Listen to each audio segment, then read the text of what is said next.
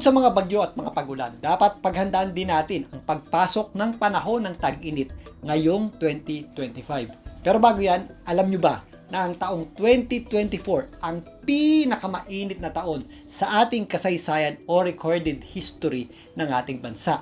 Tinalo niyan ang taong 1998 na may average temperature na umaabot sa 28.29 degrees Celsius. Pero maliit lamang po ang diferensya niyan ha. Nasa 0.05 degrees lamang ang itinaas o inilamang ng taong 2024 sa 1998. So medyo statistically tied po ang mga yan. Isa pang pagkakaparehas ng dalawang taon ay parehas po silang merong strong o malakas na El Nino year na natapat pa sa panahon ng tag-init.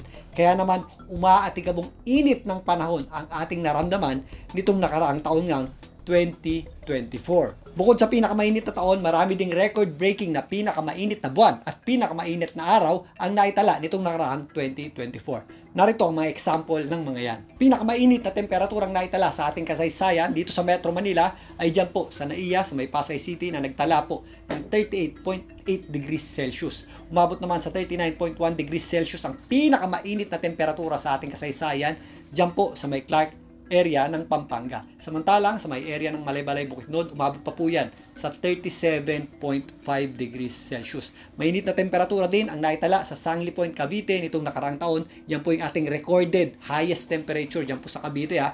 Yan po ay umabot sa 38.7 degrees Celsius. Sa may area naman ng Mindanao, umabot po sa halos 38.0 degrees Celsius yung ating pinakamataas na temperatura sa recorded history dyan po sa may area ng Butuan City. Umabot naman sa 35 degrees Celsius ang highest temperature ever recorded dyan po sa may area ng Tanay, Rizal. So ito po ay ang ating mga highest temperature ever recorded dyan po sa mga station na yan sa ating recorded history. So mauulit ba ito ngayong 2025? Sa ngayon, tayo ay nasa weak La Nina at maaari ang bumalik sa neutral conditions ngayong papasok na panahon ng tag-init.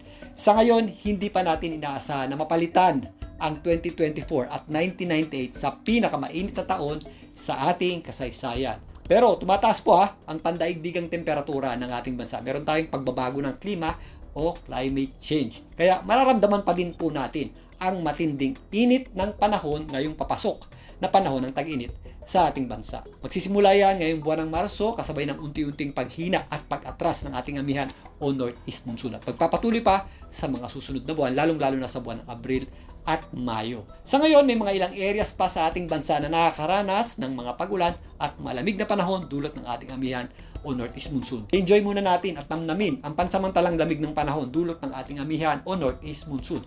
At pagandaan din po natin ang unti-unting pagpasok ng matinding init ng panahon sa mga susunod na buwan.